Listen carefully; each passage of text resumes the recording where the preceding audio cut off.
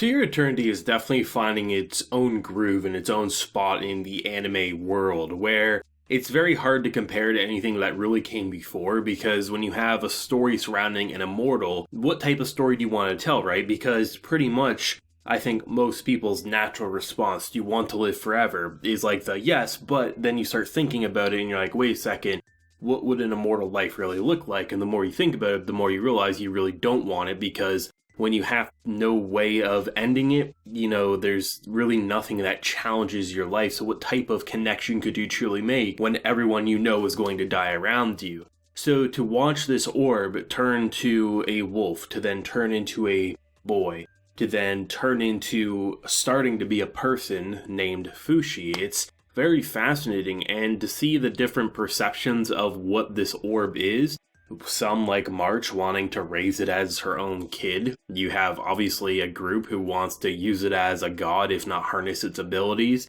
Naturally, everyone's perception on how they view this immortal, either as something to be feared or something to be used, or in certain cases something to be loved, is a very fascinating tale. And to watch how they're like slowly letting Fushi actually talk from, the first word it said in the first arc, to then being able to say thank you, to then saying it hurts multiple times throughout this episode. It's very interesting how the idea of pain for someone who can't die, what that means, and it will be very interesting to see next week where they'll probably further explain what was going on there. But it'll be interesting to see if the idea of it hurts and how this bear, right, the thing that got absolutely wrecked by our wolf, as well as a bunch of arrows, it seems like there was a mixture of it hurts because naturally Fushi saw that should hurt, right? Because Fushi now understands what it's like to be stabbed, but I'm also wondering because at multiple points throughout the fight between the wolf and the bear, the fur upon Fushi actually got thicker and thicker, so I'm curious if it's more of a connection thing or if it's something more emotional. Either way, it'll be very fascinating to see which direction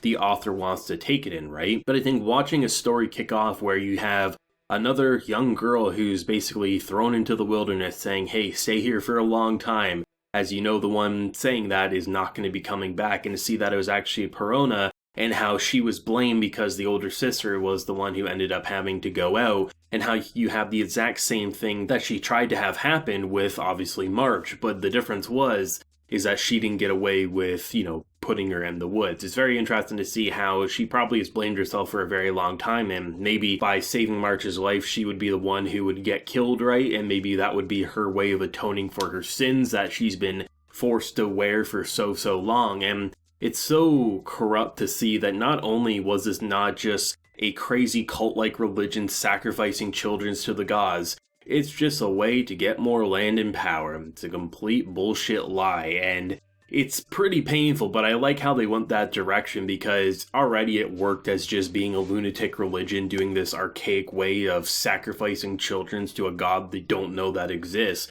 But the idea that it was actually just a bull-faced lie, it's even worse, but I think makes it all the more painful for what's been happening, right? So the whole objective of these girls wanting to take the pelt back to their people to hopefully break away from this very shitty tradition is something that you naturally want to root for, but it feels like naturally it's impossible to do so, and if it happens, I mean, we're probably going to have to watch Fushi experience more loss to get there, right?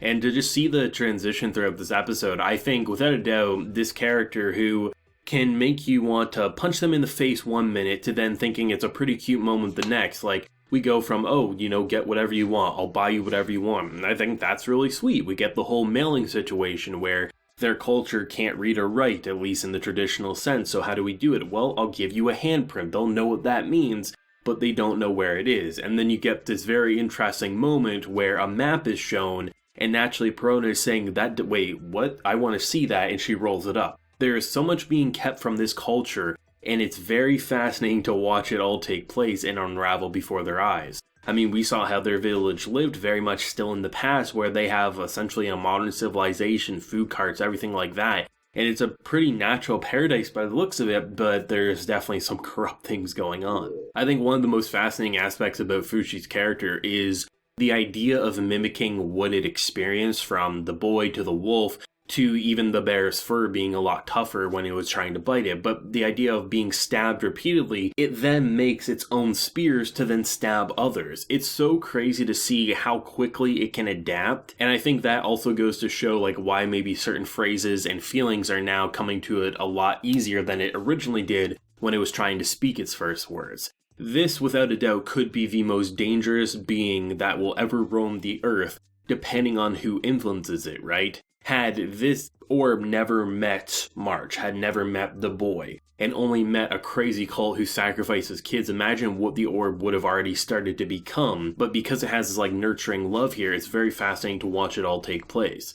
It's just one of those shows that constantly has you just sit back with your jaw on the floor being like, holy shit. You naturally see a progression for this character, but at the same time, there's always something that shocks me. Whether it's being stabbed repeatedly by a spear and then him literally just having his own come from the hand. Or just the simple idea of the religion just being a lie and just being even more twisted than I thought ever could be. I mean, you're already sacrificing kids to a god that just so happens to apparently be a giant bear. How much worse can you get? Oh, let's just lie to them and make them give up their goods and stuff as we mindlessly kill people for more power. It's like, holy shit, this series has no chill. And I'm glad then, rather than just going with introduce character, kill character for that emotional punch, we're showing, I think, a lot more interesting emotional swings than simply just killing a boy in episode 1. We also are getting this very interesting cultural dynamic that is pretty messed up, and I mean, it'll be very fascinating to see what's going to happen. I love the just random transitions from being a wolf to a boy and how the mannerisms don't change all that much. If he's in wolf form or human form, it doesn't matter. He's still going to be drinking like he's an animal or eating like he's an animal. But I do like how the things that impact the orb or Fushi, it stays true. Like the fact that when looking into the reflection, seeing that you're the wolf, right? And then remembering what the boy said, never forget me, so he changes back into that form. Those are the things that really make it interesting, and I think will be so fascinating to reflect when we get to, say, the last episode, or get to the midway point, all the big moments that impact it, whether it's forms or phrases or memories, what that will shape the character into. And in some ways, immortality could be a blessing, so it gets to experience the wonders of so many different people. But I still think on the flip side, immortality is more of a curse than a blessing than it'll ever be. The only way it could be a blessing is if you had someone to share that immortality with. And even then, it could be something that gets very stale very quickly after a few generations, so to speak, right? Incredible episode once again. I'm glad that they're taking their time with this arc rather than just saying it needs to be 1 or 2 episodes, because that's the nature of these more episodic style storytellings, a wanderer going to new location after new location. This arc could be 6 episodes and I'd be perfectly fine with it, as long as they continue to introduce new elements, new emotional swings, and just show Fushi continue to grow and evolve as other characters react and evolve alongside it. I think that's all this show needs to be, right? Amazing. Soundtrack still on point. It really does get across some pretty interesting atmospheres, especially in those more depressing moments. And I love the animation of the orb healing or changing or warping around characters. Absolutely fantastic. And I think characters responding very shocked, as if, what the hell? I think naturally is how a human would jump and respond given the circumstance. Of course, as always, let me know your thoughts and feelings down below, your theories, your speculations. If you enjoyed the video, leave a like, share your support, and hit that subscribe button if you happen to be new around here. So until next time, everyone, please take care and have a good one.